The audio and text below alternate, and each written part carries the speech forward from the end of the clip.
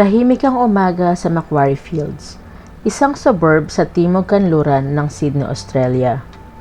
Walang senyales na ilang oras pa lamang ang nakalipas, isang trahedya ang naganap sa loob ng isang tahanang kilala ng mga kapitbahay bilang tahanan ng isang masipag at relihiyosong pamilyang Pilipino. Bandang alas 6 ng gabi noong July 10, 2001, isang 21 taong gulang na binata ang tumawag sa emergency services matapos umuwi mula sa kanyang trabaho. Sa loob ng bahay, wala ng buhay ang kanyang ama, ina, at nakababatang kapatid na babae. Agad rumisponde ang mga pulis at paramedic. Habang sinisiguro ang crime scene, isang tanong ang bumalot sa buong komunidad. Sino ang maaaring gumawa nito? Sa mga unang oras ng investigasyon, halos walang malinaw na motibo. Walang agarang suspect. At tulad ng maraming homicide investigations, nagsimula ang lahat sa paghahanap ng mga sagot. Ito ang kaso na kalaunan ay naging isa sa mga pinakakilalang murder investigations sa Australia. At ito ang Truth Files. Hello everyone! Welcome back sa ating channel. Or kung ngayon ka palang napadaan dito, welcome din sa'yo. This is Truth Files, kung saan hindi lang natin kinikwento ang mga krimen, kundi sinusubukan din nating intindihin kung paano at bakit sila nangyayari. Dito sa Truth Files, we don't just tell stories. We try to feel and understand ang mga tao sa likod ng balita. Because behind every headline, there's a family, a life, and truth that deserves to be brought to light. If you are into real stories narrated in Tagalog in a way that feels personal and genuine, you can subscribe and stay with me. Bago pa naging sentro ng isang malawakang investigasyon ang pangalang Gonzales, isa lamang silang pamilyang nagsimula muli sa ibang bansa. Si Teodoro, o mas kilala bilang Teddy Gonzales, na ama ng tahanan, ay 46 na taong gulang. Si Teddy ay ipinanganak sa Pilipinas at nagtapos ng abogasya bago lumipat sa Australia kasama ang kanyang asawa, si Mary Loiva Gonzales, mas kilala bilang Loiva, na nooy 43 taong gulang. Magkasama nilang pinalaki ang kanilang dalawang anak. Ang panganay na si Seth Gonzales, isang 21 taong gulang na university student sa Macquarie University, at ang bunsong si Claudine Gonzales, 18 taong gulang, na nagsisimula pa lamang buuin ang sarili niyang kinabukasan. Tulad ng maraming pamilyang Pilipino, simple lamang ang kanilang pangarap, mabigyan ng ligtas at maayos na kinabukasan ang kanilang mga anak. Ngunit noong July 16, 1990, niyanig ng isang magnitude 7.7 na lindol ang malaking bahagi ng Luzon. Isa ito sa pinakamapaminsalang lindol sa kasaysayan ng bansa, na kumitil ng mahigit 1,000 buhay at sumira ng libo-libong tahanan at gusali.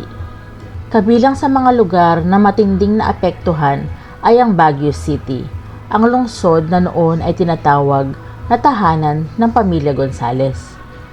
Tulad ng marami pang ibang pamilya, kinailangan nilang magsimulang muli.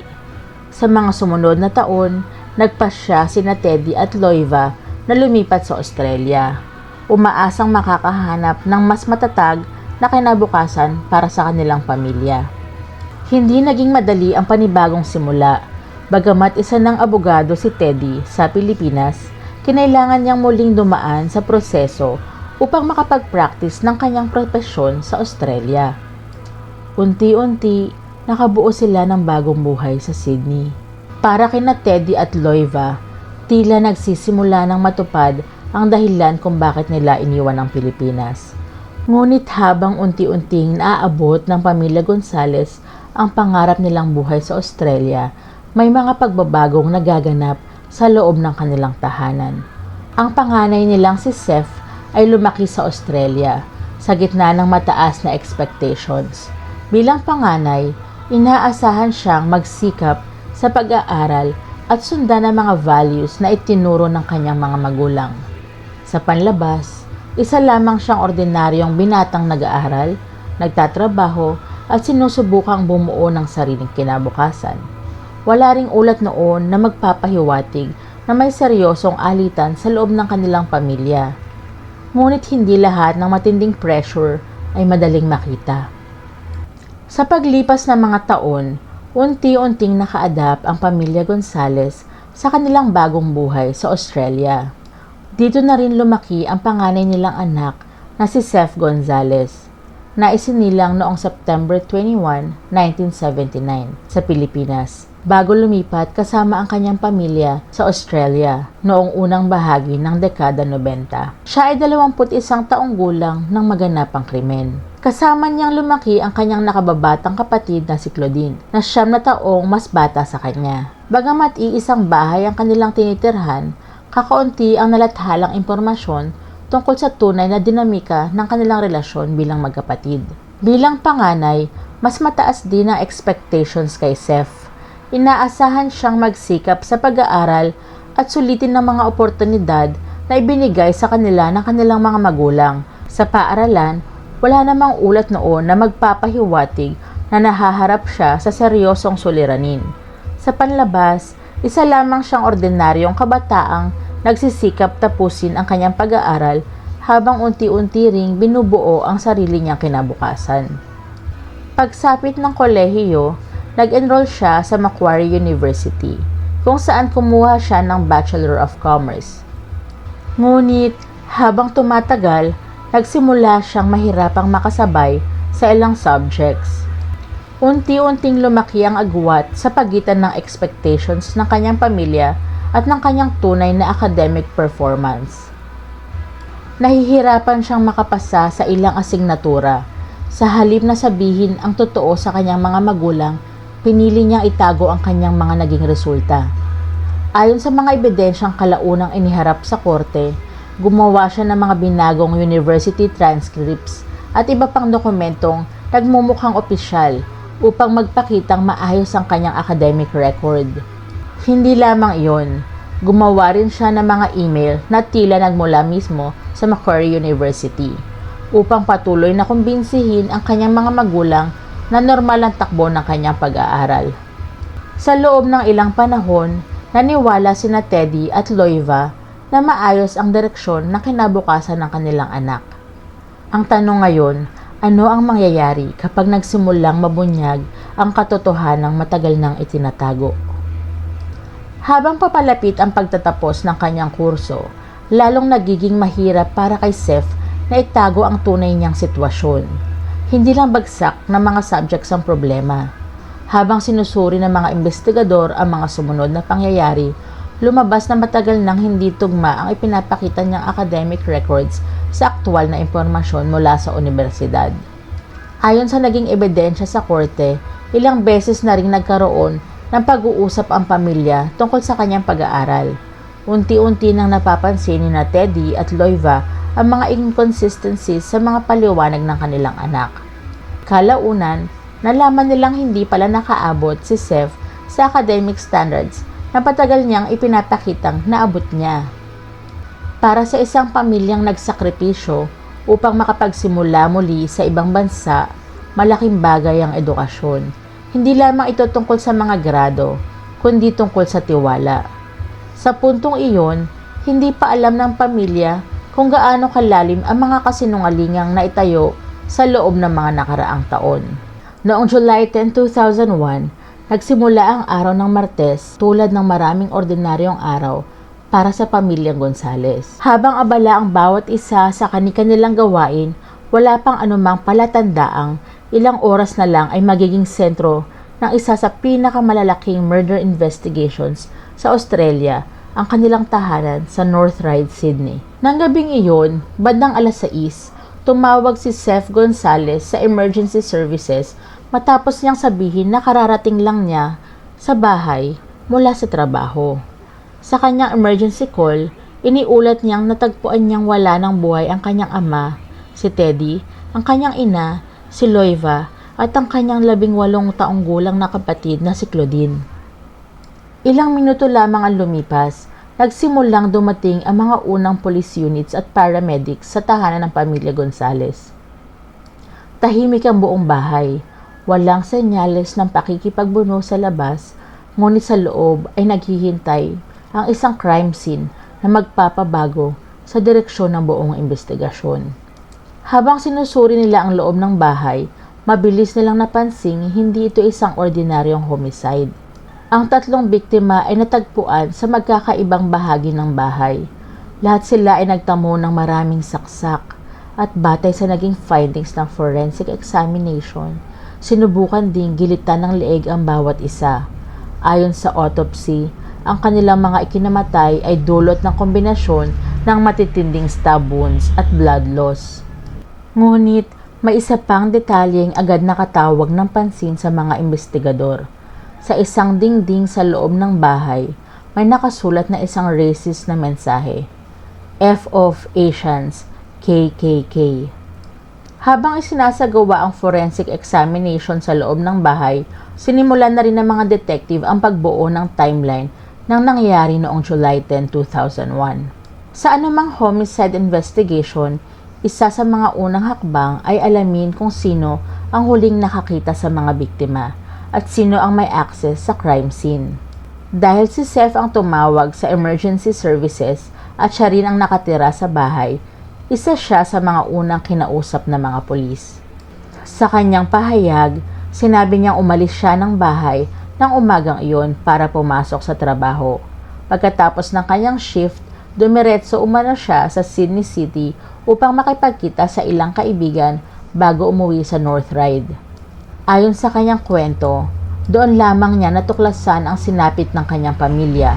Sa kabila ng marahas na nangyari, may ilang detalye sa crime scene na hindi tumutugma sa isang random burglary o hate crime. Wala ring malinaw na senyales na may mahahalagang gamit na kinuha mula sa bahay. Habang dumarami ang forensic findings, unti-unting nabuo ang hinala na maaaring hindi isang stranger ang may kagagawa ng krimen. Sa mga sumunod na araw, hindi lang ang crime scene ang pinagtuunan ng pansin ng mga investigador. Isa-isa rin nilang sinuri ang bawat galaw ng mga taong huling nakakita sa pamilya Gonzales. Dahil si Seth ang nag-report sa emergency services at nakatira rin sa bahay, mahalagang ma-verify ng mga detective ang bawat bahagi ng kanyang salaysay. Kinumpirma ng kanyang employer ang oras ng kanyang pagpasok at pag-alis sa trabaho noong July 10, 2001. Matapos ang kanyang shift, nakipagkita rin siya sa ilang kaibigan sa Sydney CBD.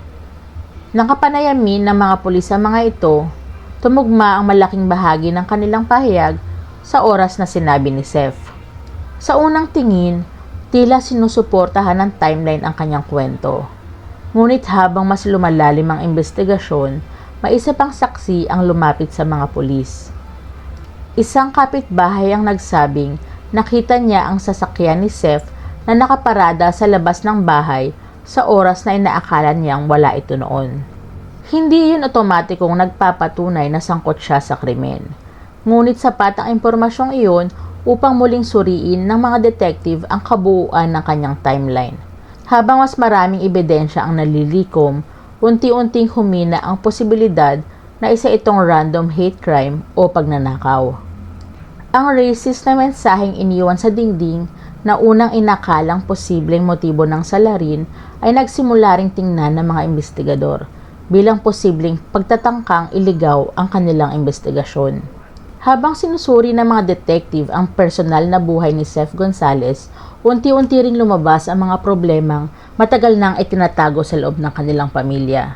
Isa sa mga unang natuklasan ng mga investigador ay ang kalagayan ng kanyang pag-aaral sa Macquarie University. Sa loob ng ilang taon, naniniwala sina Teddy at Loiva na maayos ang takbo ng kanyang kurso. Ngunit nang beripikahin nila ang ilang detalye sa universidad, natuklasan nilang malayo ito sa pinapakita ni Seth. Batay sa ebidensyang iniharap sa korte, gumawa siya ng mga peking university transcripts at mga email na nagmumukhang opisyal na komunikasyon mula sa universidad upang maitago ang kanyang tunay na academic performance.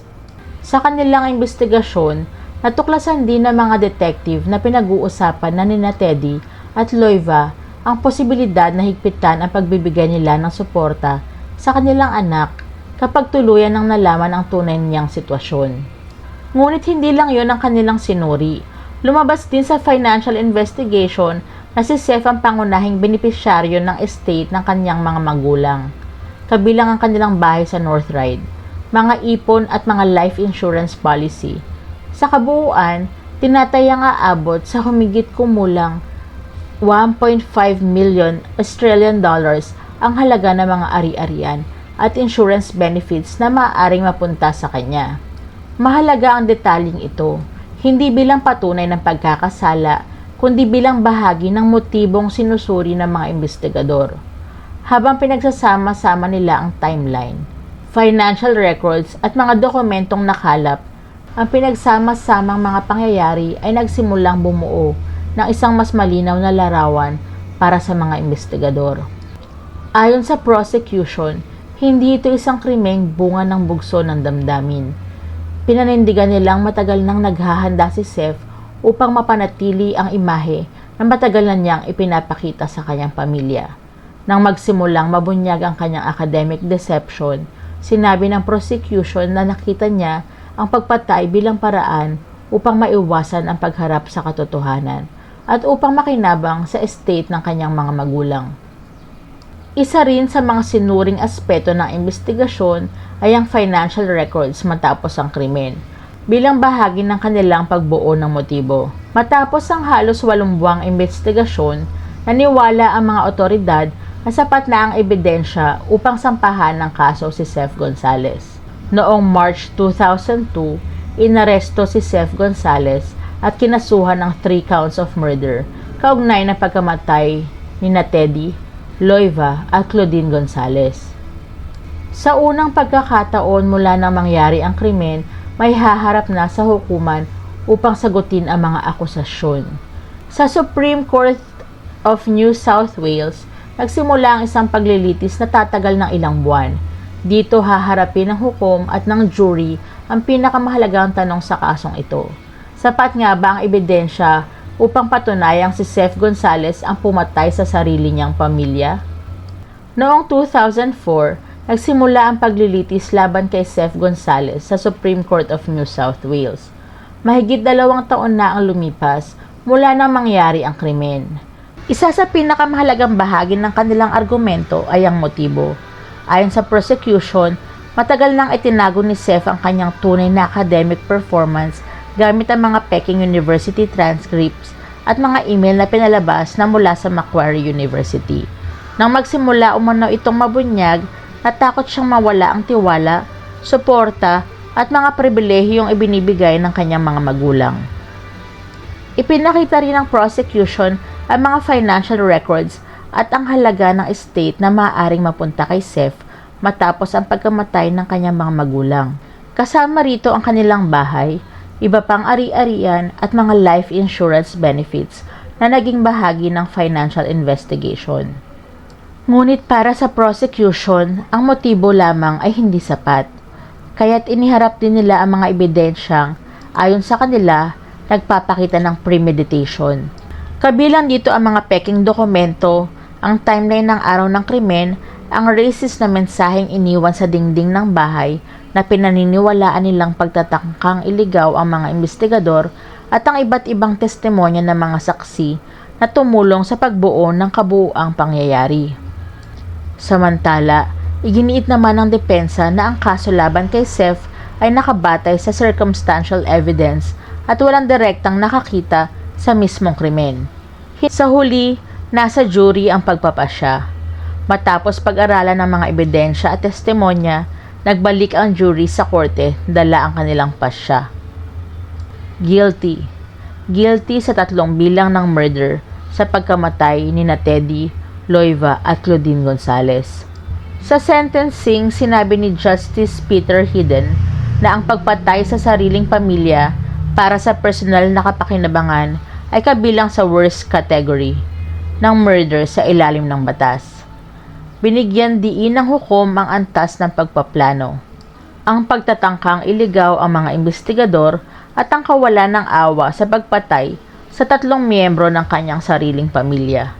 Dahil dito, hinatulan si Seth Gonzales ng 3 magkakasunod na life sentences nang walang posibilidad ng parole.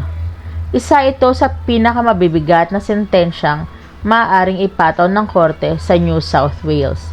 Sa paningin ng batas, doon nagtapos ang criminal trial. Ngunit sa mata ng publiko, marami pa ring tanong ang hindi nasasagot. Isa sa mga madalas balikan sa mga ulat tungkol sa kaso ay ang naging asal ni Seth Gonzales sa mga araw matapos ang pagkamatay ng kanyang pamilya. Sa libingin na Teddy, Loiva at Claudine, napansin ng ilang dumalo at naiulat sa media na umawit pa si Seth ng One Sweet Day, isang awiting tungkol sa pagkawala ng mga mahal sa buhay. Para sa ilan, tila isa lamang itong paraan ng pagluluksa. Para sa iba, naging kakaiba ang kanyang kilos dahil sa mga pangyayaring kalaunan ay lumabas sa investigasyon. Gayunpaman, mahalagang tandaan na ang naging asal ng isang tao matapos ang isang krimen ay hindi ebidensya ng pagkakasala. Ang naging batayan ng hatol ng korte ay ang kabuuan ng mga ebidensyang iniharap sa paglilitis, hindi ang opinyon ng publiko sa kanyang pag-uugali. Matapos ang kanyang conviction, ilang ulit na umapila si Seth Gonzales upang mabaliktad ang hatol ng korte. Sa bawat pagkakataon, nananatiling buo ang kanyang conviction. Ngunit pagkalipas ng mahigit 2 dekada, muling nabuksan ang isang legal na usapin na magbabalik sa kanyang pangalan sa mga balita. Hindi na tungkol sa kung guilty ba siya, kundi kung dapat bang baguhin ang kanyang habang buhay na sentensya. Habang nananatiling isa sa pinakakilalang murder cases sa Australia ang kaso ni Seth Gonzales, may isa pang pangyayaring nagbigay rito ng pangmatagalang epekto. Ilang taon matapos ang krimen, naibenta ang bahay ng pamilya Gonzales sa North Ryde. Kalaunan, napag-alaman ng mga bagong may-ari na hindi sila naabisuhan na doon naganap ang isang triple murder. Nagdulot ito ng matinding usapin tungkol sa pananagutan ng mga real estate agents sa pagbubunyag ng mahahalagang impormasyon tungkol sa isang property. Bilang tugon, binago ng New South Wales ang mga patakaran sa property disclosure. Simula noon, mas malinaw nang inaatasan ng mga real estate agent na ibunyag ang mga pangyayaring maaaring makaapekto sa pasya ng isang bibili ng bahay. Sa paglipas ng panahon, nakilala ito ng marami bilang Seth Gonzales Law. Samantala, nananatiling nakakulong si Seth Gonzales sa Lithgow Correctional Center. Noong 2025, matapos ang ilang naunang nabigong legal na hakbang, pinayagan siyang umapila kaugnay ng kanyang sentensya. Inilahad niya ang bagong psychological evidence na nagsasabing nakaranas umano siya ng matinding trauma noong kanyang kabataan at iginiit niyang dapat itong isaalang-alang bilang mitigating factor sa kanyang sentensya. Mahalagang linawin na ang apilang ito ay hindi muling paglilitis sa kanyang guilt o innocence. Ang tanging issue ay kung nararapat bang baguhin ang kanyang non-parole sentence batay sa bagong ebidensyang iniharap. Sa oras ng paggawa ng dokumentaryong ito, nananatiling epektibo ang kanyang conviction at patuloy pa ring dinidinig ng hukuman ang usapin tungkol sa kanyang sentensya. Mahigit 2 dekada na ang lumipas mula nang matagpuan ang pamilya Gonzales sa loob ng kanilang tahanan sa North Ryde. Isang pamilyang minsang iniwan ng Pilipinas upang magsimula muli matapos ang trahedyang dulot ng 1990 Luzon earthquake. Umaasang makapagbibigay ng mas ligtas at mas magandang kinabukasan sa kanilang mga anak. Ngunit, ang tahanang itinayo nila sa Australia ang siya ring naging lugar ng isa sa pinakakilalang family murders sa kasaysayan ng bansa. Sa huli, ang kasong ito ay hindi lamang kwento tungkol sa krimen. Isa rin itong paalala kung gaano kahalaga ang maingat na investigasyon, ang pagsusuri sa bawat ebidensya at ang paggalang sa proseso ng batas sa paghahanap ng katotohanan. Dahil sa Truth Files, naniniwala kaming ang bawat kaso ay higit pa sa mga headline. Ito ay kwento ng mga totoong tao, totoong buhay, at mga pangyayaring nag-iwan ng bakas sa kasaysayan. Maraming salamat sa inyong panonood. Kung nais niyong mapanood ang iba pa namin mga documentary episodes tungkol sa mga kasong humubog sa kasaysayan ng Pilipinas at ng mundo, huwag kalimutang mag-subscribe sa Truth Files. Hanggang sa susunod. If you made it until the end, thank you for staying. Kung may gusto kang kaso na i-cover natin next time, you can leave it in the comment section. And if this story stayed with you, even quietly, stay with me. Marami pa tayong kwento at katotohanang bubuksan at tatalakayin. Ingat ka palagi. God bless.